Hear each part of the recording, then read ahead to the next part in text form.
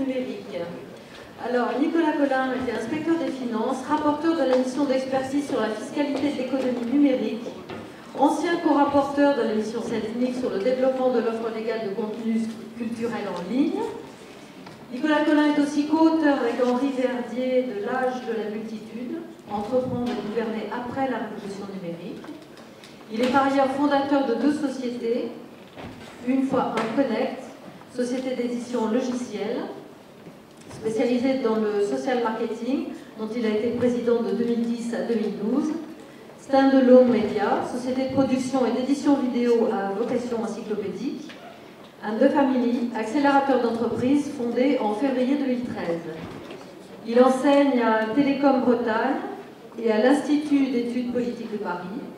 Il a établi des rapports pour l'Institut Montaigne et le Conseil des prélèvements obligatoires. Nicolas Colin est membre de Futurbulence, de Renaissance numérique, du club du CIMEC et de la commission service du pôle de compétitivité Cap Digital. Il est très capé et j'espère que... Voilà, moi je suis béotienne dans toutes ces matières et j'ai envie d'en savoir plus et de comprendre. On m'a demandé de parler de ce que le numérique changeait dans la production audiovisuelle ou dans le paysage de l'audiovisuel de manière générale. Et donc je voudrais commencer par un propos introductif un peu général qui peut s'appliquer en réalité à tous les secteurs et qui est qu'il faut d'abord dissiper sur le numérique un certain nombre de malentendus. On est prisonniers, notamment nos décideurs ou les dirigeants de nos entreprises ou de nos administrations sont un peu prisonniers depuis quelques années d'une vision du numérique qui est très ancrée en fait dans les années 80 et qui se fonde fondamentalement sur 3 malentendus. Le premier malentendu, c'est le numérique comme facteur de productivité. On voit le numérique comme quelque chose qui, avec le progrès technique, suivant une tendance séculaire, le progrès technique conduit au remplacement des hommes par des machines, à des chaînes de production qui sont de plus en plus intensives en capital. Et donc ça permet 2 choses. Ça permet des gains de productivité, on produit beaucoup plus pour moins cher. Ça permet aussi des gains de qualité considérables, parce qu'un robot est beaucoup plus précis dans ses gestes qu'un humain pour assembler des voitures, comme on le voit ici, mais en réalité dans tous les secteurs de l'économie. Donc ça, c'est d'une certaine manière un malentendu, c'est-à-dire de réduire le numérique à un facteur de faire mieux pour moins cher, en gros. Le deuxième malentendu, c'est le numérique comme facteur de centralisation de la chaîne de commande, en fait, où il y a eu cette illusion dans les sciences du management dans les années 80 et, et au début des années 90 que le numérique, en irriguant les grandes organisations, allait permettre de faire remonter de plus en plus de décisions au sommet de l'organisation, et le dirigeant allait pouvoir du coup faire grandir son organisation tout en continuant à la contrôler et à prendre l'essentiel des décisions au sommet. Ça, c'est un malentendu total. On a vu au contraire que le numérique était un facteur de décentralisation, on va en parler juste après, mais c'est encore très présent. C'est de dire que les organisations ne vont pas changer, elles vont être juste plus irriguées, et les dirigeants des organisations vont avoir une beaucoup plus grande prise grâce au numérique sur les différentes lignes d'activité, les différentes décisions qui sont prises au niveau décentralisé. Puis le troisième malentendu lié au numérique, c'est depuis quelques années, toutes les discussions sur le numérique sont dominées par un phénomène qu'on appelle le big data. Le big data, c'est les données issues des systèmes d'information et qui atteignent aujourd'hui une volumétrie tellement considérable qu'on ne sait plus trop quoi en faire. Et quand on a cherché les réponses à quoi faire avec les big data, la première réponse, et la réponse la plus évidente qu'on a trouvée, c'est grâce à toutes ces données, on va pouvoir voir des choses qu'on ne voyait pas avant. Et donc vous avez toutes ces applications, tous ces écrans qui nous envahissent, comme dans une salle de trading. Ici, vous connaissez peut-être Kevin Spacey dans un très beau film sur la finance qui s'appelle Margin Call, dans les salles de trading. Donc on a tous ces écrans qui tiennent les traders informés en permanence de tout ce qui se passe sur les marchés. Et le numérique est vu comme un facteur d'accélération de ça. Ça fait remonter de l'information et ça la présente d'une façon qui permet de prendre des décisions. Tout ça, c'est des malentendus, parce que le point commun à ces trois visions du numérique, si vous voulez, c'est que ça permet de faire plus, mieux, plus fort, plus grand, mais sans fondamentalement changer la façon de faire des affaires ou de conduire une activité donnée. Et donc, du coup, je voudrais vous donner 2 éclairages complémentaires sur ce que le numérique change en réalité dans les différentes filières industrielles, puis après, on va voir les conséquences que ça a précisément pour le secteur audiovisuel. Donc le premier changement majeur du numérique, au-delà des gains de productivité et de qualité dont je parlais juste avant, c'est que ça abaisse considérablement les barrières à l'entrée. C'est-à-dire qu'auparavant, chaque marché était dominé par quelques grandes entreprises qui, à travers des mouvements successifs de concentration, avaient fini par atteindre des positions dominantes. Et ces positions dominantes étaient incontestées parce qu'il fallait, pour rentrer sur le marché, investir des quantités considérables de capital dont ne disposaient pas évidemment les entreprises naissantes. Mais ce que fait le numérique, c'est que ça provoque dans toute l'économie un mouvement massif de baisse des coûts de production et donc une diminution drastique des besoins en capital pour rentrer sur un marché nouveau. Ça se fait parce que dans le numérique, on est principalement dans de la technologie logicielle à travers tout un courant à la fois militant et industriel qu'on appelle l'open source, qui trouve son origine dans les idées de Richard Stallman, que vous voyez ici, qui est le fondateur historique d'une organisation américaine qui s'appelle Electronic Frontier Foundation, et qui promouvait l'idée du logiciel libre. Il disait, lorsqu'on développe du logiciel, c'est criminel de l'enfermer, de le rendre propriétaire et d'en interdire l'accès aux autres. Il faut au contraire le rendre gratuit, disponible, accessible pour les développeurs, parce que du logiciel, ça se réécrit, ça s'améliore en permanence, et il est très important lorsque un programmeur écrit une première version d'un logiciel qu'un deuxième programmeur puisse se pencher dessus pour l'améliorer. Et ensemble, tous les programmeurs, tous les développeurs réunis en communauté vont ainsi produire du logiciel de bien meilleure qualité à plus bas coût. Et donc tout ça, le logiciel libre a progressivement évolué, s'est progressivement reconverti dans une notion un peu plus fédérative, un peu plus respectueuse du sens des affaires, qui est l'open source. C'est-à-dire, on a un peu quitté la notion de gratuité. L'open source, c'est pas forcément gratuit, mais vous pouvez regarder à l'intérieur, comprendre comment c'est fait, suggérer des améliorations, vous réapproprier ce qui a déjà été développé comme base pour faire quelque chose de mieux à côté, et ça n'empêche pas de partager la valeur qui est créée, etc. Et donc, du logiciel libre à l'open source, on a quand même ce mouvement qui fait que lorsqu'on veut développer quelque chose, une application numérique, on n'a plus besoin de repartir de zéro, de tout réécrire. On part du travail qui a déjà été fait par des communautés de développeurs, et donc on a sur étagère des librairies logicielles qui sont gratuites, documentées, et qu'on peut utiliser pour aller beaucoup plus vite et faire beaucoup mieux que dans le passé. Donc c'est un premier facteur d'abaissement des barrières à l'entrée. Le deuxième facteur, toujours dans le champ du logiciel, c'est ce qu'on appelle le cloud computing. Donc ici, vous avez une capture d'écran de la page d'accueil de la plus grande plateforme de cloud computing du monde, qui est Amazon Web Services. Donc Amazon Web Services, c'est le résultat d'une transformation industrielle profonde d'une entreprise que nous connaissons tous, qui s'appelle Amazon, qui, à l'époque, ils ont été une librairie en ligne, puis est devenu un grand magasin en ligne. Et puis un jour, ils se sont dit, c'est pas possible, on n'arrive plus à gagner notre vie, nos marges se réduisent parce qu'il y a une compétition très rude sur les prix. On a toute cette immense infrastructure informatique dans laquelle on a investi des milliards, dans les années 90, des milliards, je dis bien. Et c'est vraiment dommage de n'utiliser cette infrastructure que pour vendre des choses. Et donc, on va ouvrir l'infrastructure et la mettre à disposition sur étagère pour tous les gens qui voudront s'appuyer sur notre infrastructure pour créer des applications qui ne sont pas forcément des applications de vente en ligne. Et c'est devenu une plateforme de cloud computing qui est la plus performante du monde, celle qui tient le mieux la charge, et aussi la moins chère, avec un coût d'utilisation à l'entrée qui est très faible. Pour vous dire les performances dont Amazon Web Services est capable, c'est la plateforme de cloud sur laquelle a été déployée toute l'infrastructure logicielle de la campagne électorale d'Obama en 2012 et qui a permis à elle seule de lever sur le milliard que Obama a mobilisé et a investi pour faire sa campagne. À peu près le quart a été levé par l'intermédiaire d'Internet à travers différentes applications qui s'appuyaient sur Amazon Web Services. Donc ça, le cloud computing, c'est aussi un facteur d'abaissement des barrières à l'entrée, parce que quand on veut faire quelque chose dans l'économie numérique, on n'a plus besoin d'acheter un serveur, d'écrire tout ce code, parce qu'en réalité, tout ça, les capacités d'hébergement, les capacités d'exécution de certaines routines logicielles sont déjà disponibles chez Amazon sur étagère et on paye proportionnellement à son utilisation. Et ça, donc vous avez un mouvement très intéressant aujourd'hui, c'est que la logique de l'open source, qui a rendu le logiciel très performant et très peu cher, est en train de se diffuser au matériel aussi, c'est-à-dire qu'on quitte le champ du purement numérique, et maintenant vous avez par exemple un langage qui s'appelle Arduino, qui a été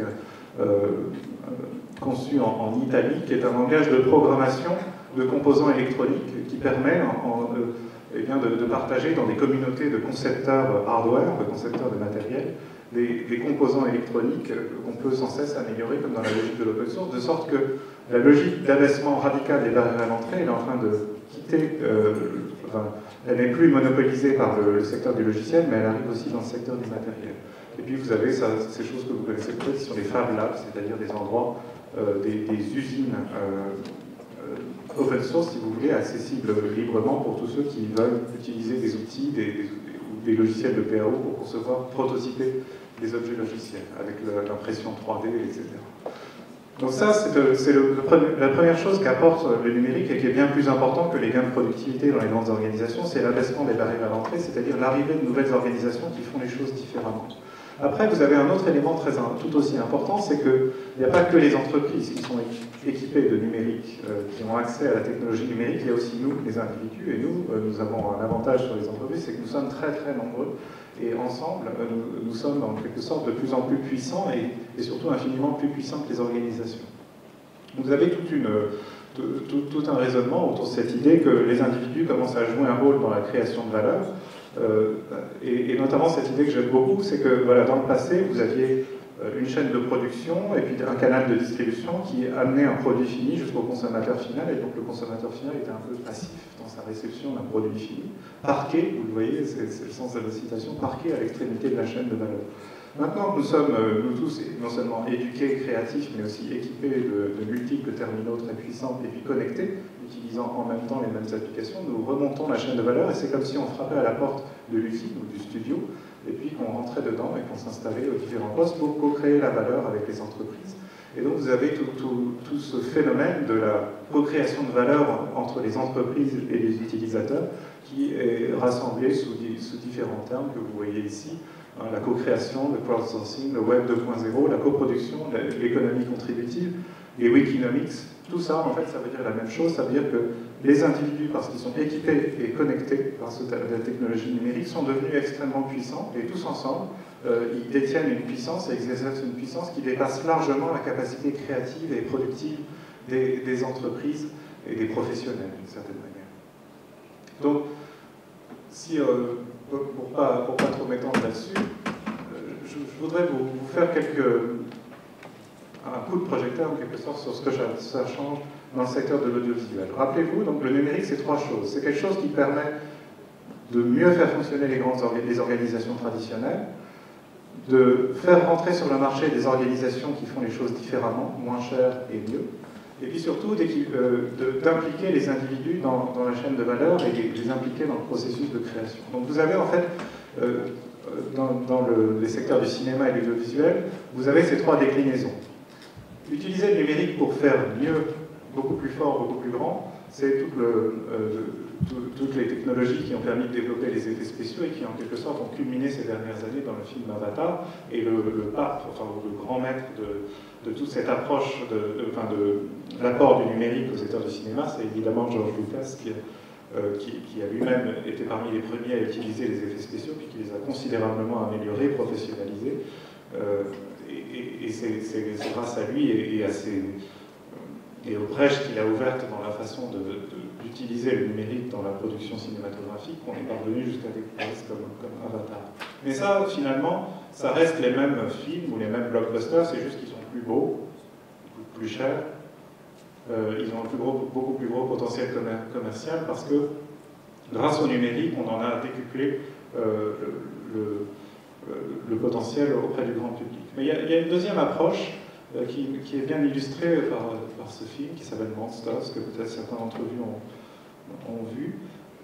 Donc moi je l'ai vu en DVD, et dans le DVD il y avait des bonus, et dans les bonus il y avait une interview du réalisateur de ce film qui a expliqué un paradoxe que je trouvais très intéressant. Il disait voilà, j'ai fait quelques premiers films à très petit budget, puis j'ai rencontré du succès, et là on m'a dit vous êtes formidable, hein, vous avez rencontré le succès, on va vous donner des beaucoup plus gros budgets, et là il s'est dit, il a été stupéfait de découvrir qu'avec un gros budget, il perdait complètement l'agilité et la créativité qui était la sienne avec un petit budget, parce que tout d'un coup, au lieu d'être entouré d'un caméraman et d'un perchiste, il était entouré de toute une énorme équipe, et quand la lumière changeait, ou quand il avait une idée pour tourner 30 mètres plus loin, il fallait prendre plusieurs heures pour déplacer tout ce monde-là, déplacer le matériel, bref, et du coup, ça a affecté profondément son potentiel créatif.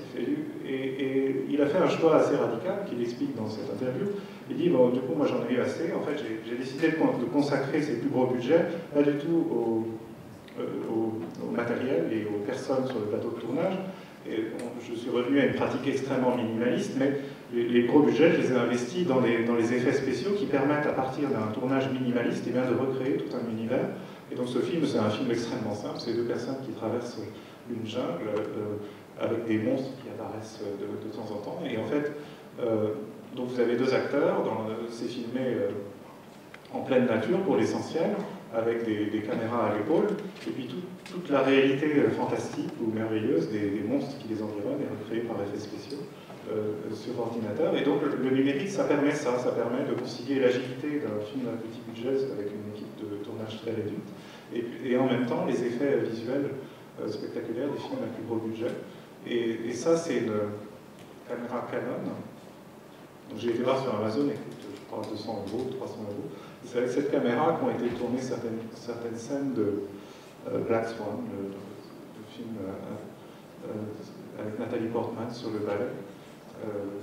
Et donc on voit la diminution drastique des coûts qui libère un potentiel de création absolument considérable, parce que ça abaisse les barrières à l'entrée pour des acteurs nouveaux et des entreprises qui ont une façon différente de concevoir la production. Et puis le troisième élément, donc si vous vous rappelez, il y a aussi les individus qui sont d'un coup équipés, connectés, puissants. Et ça, ça crée ce qu'on trouve en fait sur YouTube, c'est-à-dire des millions et des millions de vidéos. On a un peu du mal à explorer, mais parfois de ce magma émerge quelque chose qui rencontre un succès instantané, absolument fulgurant, et dont la facture est en fait complètement amateur. Donc ici, vous reconnaissez, je pense, Norman fait des vidéos, qui est vraiment sorti de sa chambre avec des petites réalisations tout à fait marrantes et séduisantes, mais complètement amateur et sans YouTube, sans les capacités que met à sa disposition le numérique, il n'aurait jamais pu acquérir la visibilité et la notoriété qui sont les siennes aujourd'hui. Et ça crée un contexte, une pression assez radicale sur les professionnels, c'est que tout d'un coup ils sont mis en compétition avec des amateurs qui parfois sont plus créatifs, plus intéressants, plus stimulants que la production traditionnelle, et donc il faut continuer à faire encore mieux. Donc vous avez cette double pression en fait sur l'industrie traditionnelle, celle des nouveaux entrants qui avec des petits budgets font des choses extraordinaires, puis celle des amateurs qui, sans même chercher à gagner particulièrement d'argent, finissent par rencontrer un public qui révèle son insatisfaction jusqu'ici. Et donc tout ça, ça donne quelques pistes pour essayer de comprendre quelle est la nouvelle industrie du cinéma et de l'audiovisuel après la révolution numérique. D'abord, retenez que la révolution numérique, si on se souvient que ça démultiplie les capacités de production de nouveaux entrants sur les marchés, et puis les capacités créatives et actives des individus, ça génère avant tout ce torrent de données, hein, les big data dont je parlais tout à l'heure. Et les données, vous voyez ici, avec cette citation, ce sont ces volumes considérables de données qui changent complètement la façon de créer, de produire, d'imaginer des propositions de valeur, parce que ça révèle quasiment en temps réel, de façon instantanée, ce qui marche, ce qui ne marche pas, ce qui plaît, ce qui déplaît, ce qui surprend ou ce qui déroute. Et donc là, c'est plutôt... Enfin, c'est très générique, ça peut s'adresser à n'importe quelle entreprise, mais Brynjolfsson et McAfee disent, voilà, maintenant, on n'a plus besoin de délibérer pendant des mois, d'agoniser au sein d'un conseil d'administration pour savoir si on fait A ou B. Il suffit de tester A ou B sur des sous-ensembles de consommateurs, de voir ce qui marche le mieux, et puis ensuite de déployer à grande échelle la solution qui a prouvé son succès par les données qu'on a pu recueillir. Alors ça, c'est le plus important dans le numérique, c'est-à-dire que l'irruption des individus et des nouveaux entrants dans une économie et les bouleversements qu'ils provoquent dans cette économie, ça se matérialise par ces flux de données. La grande chance des professionnels, de ceux qui sont déjà en place, qui dominent les marchés, c'est qu'ils peuvent apprendre à les utiliser et à en faire le deal. Alors, beaucoup de gens critiquent ça en disant « Ah oui, mais du coup, vous allez servir aux gens exactement ce qu'ils attendent, ça va tuer toute créativité, toute prise de risque. » Pas du tout. Le point de départ de ce qui marche dans l'économie numérique, c'est toujours quelque chose qui, au contraire, frappe très fort, en fait. Vous avez cette idée, vous n'obtiendrez pas de données ou de réactions de de cette multitude d'individus puissants si vous leur proposez quelque chose d'ennuyeux ou de pas du tout surprenant. En fait, il faut au contraire les surprendre, attirer leur attention avec quelque chose qui n'est pas du tout en phase avec ce qu'ils auraient pu vous proposer eux-mêmes. C'est la fameuse déclaration de Steve Jobs quand on lui dit alors comment est-ce que vous vous mettez à l'écoute de vos clients? Il dit je ne me mets surtout pas à l'écoute de mes clients, c'est moi qui sais ce dont ils ont besoin, pas eux. Et ils sont incapables de dire, ou bien il y a la phrase beaucoup plus ancienne de Henry Ford qui disait si j'avais demandé à mes clients ce qu'ils voulaient, ils m'auraient dit on veut des carrosses qui vont plus vite et il n'aurait pas pu et pas des automobiles parce que avant la démocratisation de l'automobile, l'individu, le premier venu, n'est pas du tout capable d'imaginer l'automobile. Donc il faut le surprendre, et c'est cette proposition de valeur radicale, forte, qui va amorcer le flux de données, en fait, la réaction qui va permettre, ça va en quelque sorte donner prise sur le public et lui faire révéler sa réaction à ce qu'on lui propose. Et donc vous avez ici une citation de grands professionnels du logiciel qui réalisent des applications, qui sont des grands professionnels du design, et voilà, qui rappelle que mon design, c'est pas un design qui correspond en tout point à ce que veut l'utilisateur, c'est au contraire un design qui va créer un frottement, une friction avec l'utilisateur, et cette friction va révéler des choses sur comment on peut faire un bout de chemin ensemble et comment on peut enrôler l'utilisateur dans la création de valeur. Si vous choquez personne, c'est probablement que vous n'êtes pas assez radical, et voire même que vous êtes ennuyeux. C'est très inquiétant. Alors, une fois qu'on a choqué les gens, ou qu'on leur a frappé sur la tête avec une proposition de valeur radicale, ils se mettent à réagir massivement. Et donc vous obtenez, grâce au numérique, énormément de données et énormément d'informations sur ce qui se passe. Et ça permet de faire ensuite plein de choses et d'améliorer considérablement la façon dont fonctionne l'industrie. D'abord, ça permet de détecter les talents. On l'a vu tout à l'heure avec Norman. Tout ce qui se passe, ça révèle des choses, ça révèle des potentiels, des idées, et puis des personnes qui sont peut-être... malgré leur faible notoriété, beaucoup plus à même de répondre à un besoin donné et d'être accueillis dans l'industrie pour prendre une plus grande envergure. Ça permet aussi, ces données qu'on collecte, de faire ce que les Américains appellent du growth hacking, c'est-à-dire de suivre les données au jour le jour, quasiment en temps réel, et de tester en permanence, grâce à cette boucle de rétroaction rapide, ce qui marche, ce qui ne marche pas. Donc le growth hacking, c'est... vous voyez, c'est un ensemble de techniques très inspiré c'est du hacking, c'est-à-dire vous avez ici Harper Reid qui était le directeur technique de la campagne électorale d'Obama, qui est vraiment même physiquement l'incarnation parfaite du hacker, c'est-à-dire quelqu'un qui est dans l'expérimentation permanente, qui cherche des choses, qui cherche à améliorer de façon incrémentale les performances d'une application, d'une plateforme. Et le growth hacker, c'est quelqu'un qui joue un rôle très important dans l'industrie numérique californienne. Dans chaque entreprise, maintenant, il y en a un, c'est celui qui sent les utilisateurs, qui sait analyser les données qui remontent des utilisateurs et qui sait rétroagir sur le design de l'application, sur les fonctionnalités, sur ce qu'on propose à l'utilisateur pour le satisfaire de plus en plus, devancer ses attentes et surtout entretenir ce lien très important, cette friction entre l'utilisateur et l'application qui révèle des données. Et donc le growth hacker, il crée il ménage cet équilibre instable et très fragile entre la radicalité de la proposition et puis l'adéquation aux attentes des utilisateurs, grâce à des techniques qui sont du graphisme, du design, du logiciel, de l'analyse de données. C'est très pluridisciplinaire, mais c'est surtout très pragmatique et très expérimental. Ensuite, vous avez donc le crowdfunding. Le crowdfunding, c'est lever des fonds auprès du public. C'est finalement l'une des variantes, c'est l'une des manières de nouer un lien avec le public. Si on lui propose des choses et on regarde ce que le public est prêt à préfinancer, en quelque sorte, par un investissement ou par un don, eh bien, ça révèle des choses sur quel est le potentiel, qu'est-ce qu'il peut rencontrer un plus large public. Et finalement, c'est pas tant l'argent que ça rapporte que les informations que ça révèle sur quelles sont les préférences ou les affects du public qui sont importants. Et puis vous avez, ensuite, une fois que vous avez finalisé une œuvre, qu'elle a trouvé son intégrité et son esprit, la reverser en quelque sorte au public qui, grâce à tous ces outils, va la détourner, la remixer, la mélanger avec d'autres et vous révéler des choses que vous n'aurez pas vues dans votre propre création et vous inspirer pour comment la prolonger, l'enrichir, la faire vivre dans la durée. Et ça, c'est toute la culture du remix et le droit d'auteur et le copyright sont aujourd'hui des obstacles à ça, parce qu'on se méfie beaucoup de ce que le public va faire des œuvres dont on cherche à tout prix à préserver l'intégrité. Or, lui laisser la liberté de détourner, de parodier, de mélanger, c'est aussi révéler des choses qu'on ne peut pas voir soi-même. Et toutes ces données voilà, servent finalement à de la rétroaction. Et donc vous avez House of Cards, qui est la première série originale produite par Netflix et dont on a beaucoup dit qu'elle avait été data-driven, comme on dit, c'est-à-dire nourrie par une analyse de données collectées par Netflix. Bon, en réalité, ils ont tout produit d'un coup et tout mis en ligne d'un coup, donc on peut...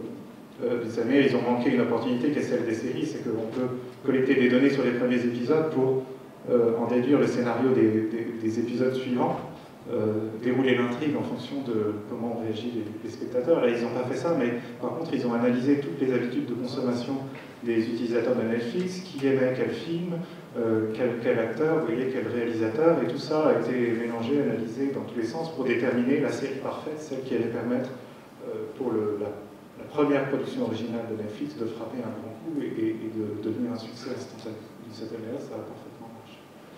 Alors bien sûr, tout ça, les données, on n'y a pas accès, on n'a pas accès à ce potentiel que crée le numérique dans la société et auprès des individus si on n'a pas la plateforme logicielle pour recueillir ces données et puis en faire levier. Et donc c'est pour ça que l'avantage industriel d'une société comme Netflix est absolument décisif et probablement irrattrapable à ce jour, c'est que de toute cette manière, les entreprises traditionnelles du secteur n'ont pas la capacité logicielle pour faire tout ça, et d'une certaine manière, on est en train de s'apercevoir que les champions industriels de demain dans ce secteur-là sont ceux qui viennent du logiciel, qui ont commencé par accumuler du capital technologique dans d'immenses plateformes qui sont ultra performantes, et qui ont mis ce capital technologique au service d'un métier particulier, la production audiovisuelle, mais dans laquelle ils ne vont peut-être pas s'enfermer d'ailleurs à terme, puisque vous avez vu avec l'exemple d'Amazon, une plateforme, ça peut servir à vendre des livres, mais ça peut servir aussi à plein d'autres choses.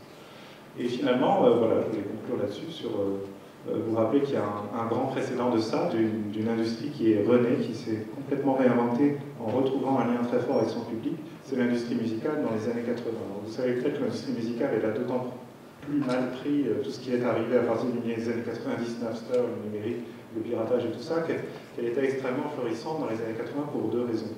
La première raison, c'est que beaucoup de gens ont racheté tous leurs vinyles, tous leurs disques qu'ils avaient en vinyle, et ils ont racheté en CD, et donc ils ont payé l'industrie musicale deux fois, en rachetant deux fois les mêmes produits. La deuxième raison, c'est une aubaine, quelque chose qui leur est tombé du ciel, qui est sorti de la rue, c'est le rap. C'est-à-dire, en gros, dans les années 80, l'industrie musicale tournait quasiment à vie, c'est-à-dire avait perdu tout contact avec le public, et on était dans la production ultra aseptisée, confinée, dans des studios qui échouaient complètement, et dans les mains de producteurs, de réalisateurs, qui échouaient complètement à créer un lien avec le public. Et puis tout d'un coup, il y a cette musique nouvelle, complètement artisanale, bricolée, comme du hacking, qui méconnaissait complètement les droits d'auteur, puisqu'on faisait de l'échantillonnage et du remix, et qui est sortie de la rue, et où les gens se sont mis à acheter des disques de rap comme des fous, parce qu'ils avaient l'impression de se les acheter entre eux. En fait, ils s'identifiaient fortement aux artistes de rap, parce qu'ils leur ressemblaient, ils venaient des mêmes ghettos, en quelque sorte, enfin, je ne veux pas trop forcer le trait, mais c'était vraiment un phénomène d'identification très fort, c'est une proposition de valeur radicale, vous voyez, qui touchait les gens, parce qu'ils reconnaissaient leur propre radicalité dans cette proposition de valeur, et le rap est devenu un business hyper florissant qui a démultiplié les revenus de l'industrie musicale et qui a rendu la chute d'autant plus dure après, quand les gens se sont dit, bah, après tout, puisque ça vient de nous, ça vient de la rue, ça vient d'où, à quoi bon payer si tout va dans les poches, non pas de ces artistes avec lesquels on a un lien fort, mais dans les poches des maisons de disques qui ne sont que des financiers, des managers que nous détestons. Voilà. Alors, pour conclure, je dirais que pour faire... donc le rap prouve que une industrie sait se réinventer pour retrouver un lien avec son public. C'est ce qu'a fait l'industrie musicale dans les années 80-90. Et revoir sa façon de faire les choses pour faire levier ce lien fort avec le public. Et le numérique, ça permet ça dans des proportions absolument décuplées. Mais ce qui est très important et qu'on n'a pas forcément encore bien vu émerger dans le cinéma et l'audiovisuel, c'est que pour ça, il faut ce que les Américains appellent des catalystes, c'est-à-dire des gens qui connaissent ce qu'on faisait avant, la manière traditionnelle de faire, et puis qui font arriver dans l'industrie une nouvelle manière de faire qui est plus en prise avec le public. Et ici, je vous mets donc, dans la musique deux grands catalystes de l'histoire de la musique. Donc, vous avez à gauche Quincy Jones, qui est historiquement très très connu pour être le producteur des trois grands albums de Michael Jackson, Off the Wall, Thriller et Bad.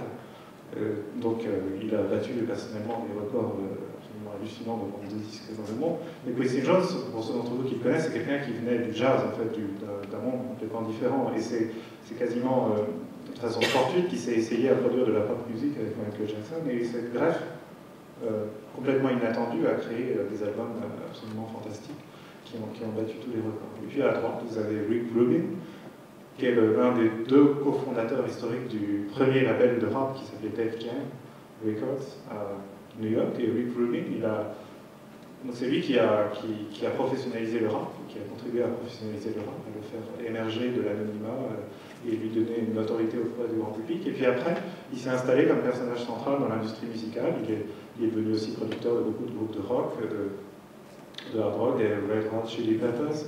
Et puis, il était jusqu'à il n'y a pas très longtemps vice-président de Columbia Records aux États-Unis, et donc vraiment un personnage central de l'industrie musicale, mais qui n'a jamais abandonné son look un peu marginal, vous voyez, et puis qui venait vraiment du monde interlope des premiers labels de rap à la fin des années 80. Donc ça, ce sont les catalystes. On n'a pas encore vu les catalystes dans le cinéma et l'audiovisuel, ceux qui ont compris le lien très fort que le numérique permettait de nouer avec le public, et puis le potentiel de créativité et de production que recelaient les données émanant de ce public. Mais je suis sûr qu'ils arriveront tôt ou tard et qu'ils réuniront ces deux mondes. Voilà, merci beaucoup. Ça, c'est le livre. Merci. Si je comprends bien, en fait, on a un instrument assez fabuleux et on ne sait pas tellement s'en servir dans le monde de l'audiovisuel. On n'a pas trouvé, mais il manque toujours l'étincelle individuelle. L'étincelle de l'individu qui part au début, qui va vers la multitude et qui fait une remontée. Exactement. Il manque cette étincelle, et puis au moment où cette étincelle arrive, il faut aussi avoir les capacités pour... il y a quand même cette barrière à l'entrée dans le numérique, c'est qu'il faut savoir utiliser le logiciel, en fait. Et c'est pour ça que Netflix est un signal d'alerte très important, parce que pendant que Netflix prospère sur les marchés où l'environnement juridique est plus favorable au développement d'une offre de VOD sur abonnement, qui est la proposition de valeur de Netflix, ils créent cette immense plateforme qui demain deviendra peut-être la plateforme incontournable pour produire des séries télé, parce que c'est la seule plateforme qui va révéler des choses sur la façon dont les spectateurs consomment les séries, ou plutôt interagissent avec les créateurs dans leur utilisation de ces services. Et s'ils deviennent incontournables, en fait, eh bien, ils vont prendre une position centrale dans le marché, parce qu'ils sont les seuls qui permettront de libérer ce potentiel et de décupler le chiffre d'affaires du secteur. Merci Nicolas, c'est en même temps passionnant et en même temps un petit peu angoissant, parce que c'est un défi énorme et c'est un changement de mentalité assez radical, je trouve. Est-ce que quelqu'un veut poser des questions? Oui. Oui, je voudrais demander un commentaire sur le fait que dans ce secteur, ce qui est frappant, c'est que sur chaque créneau, il y a un leader qui très vite s'impose, ça va à une vitesse énorme, et qui ensuite est quasiment en situation de monopole. Là, Google et YouTube, iTunes, peut-être Netflix, et ça c'est quand même très inquiétant parce que le monopole a toujours tendance à en abuser. Donc il y a à la fois abaissement de la barrière à l'entrée, mais il y en a qui prennent des positions sur le quasi inexpugnables, et c'est contraire à l'accès facile. C'est même à l'état d'esprit du départ, en fait. Vous avez raison, en fait, l'une des leçons des 15 premières années d'histoire du numérique grand public, c'est que les marchés numériques sont toujours concentrés. On aboutit toujours, après une première grande vague d'innovation où là tout est possible, à l'émergence d'un ou deux acteurs qui finissent par s'installer en monopole ou en duopole sur le marché. Toutefois, c'est quand même, et l'exemple d'Amazon le prouve, et j'essaierai chacune des grandes boîtes qui dominent l'économie numérique aujourd'hui prouve que le monopole ne survit que s'il est bienveillant, en quelque sorte. Et ce qui est très important à comprendre dans leur stratégie industrielle, c'est que ces grandes boîtes, à partir d'une application, donc qui rendait un service précis aux utilisateurs, elles ont fini par agréger une immense communauté d'utilisateurs qui devenait très difficile de satisfaire tous ces utilisateurs en même temps avec une seule application.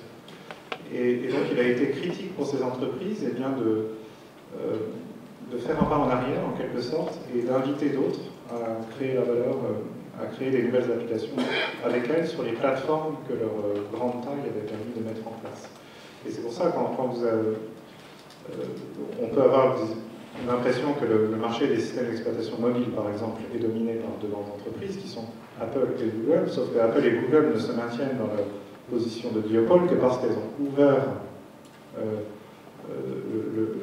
l'accès aux utilisateurs finaux à des centaines de milliers de développeurs d'applications. Aujourd'hui, vous avez dans l'App Store sur Apple 800 000 applications qui n'ont pas du tout été développées par Apple, mais qui ont été développées par des entreprises tierces qui sont venues s'emparer des ressources mises à leur disposition par Apple en échange de 30% de leur chiffre d'affaires. Et donc, ce sont des monopoles en fait qui émergent au terme d'une grande vague d'innovation, mais qui ensuite ne peuvent se maintenir que si ils deviennent facteurs d'abaissement des barrières à l'entrée. Et ils accueillent l'innovation, c'est ce qu'on appelle l'innovation ouverte, ils accueillent d'autres entreprises qui viennent s'emparer des ressources qu'ils détiennent en tant que monopole pour créer des nouvelles expériences. Aujourd'hui, Netflix n'est encore qu'une application qui vous propose une chose et une seule, c'est un abonnement à un service de VOD. Mais demain, justement, ils vont probablement atteindre une telle taille qu'ils devront eux aussi faire un pas en arrière et laisser d'autres utiliser les ressources de Netflix pour faire plein de choses, y compris pour rétroagir sur la production et la création audiovisuelle. Parce que les données que révèle la consommation, les habitudes de consommation des utilisateurs de Netflix, eh bien, sont utiles pour les professionnels de l'audiovisuel. Et Netflix aura un intérêt stratégique pour préserver sa position dominante, à y ménager un accès à ces professionnels. Nicolas, merci beaucoup. Je crois qu'on a dépassé le temps imparti. Et voilà, je vous remercie beaucoup.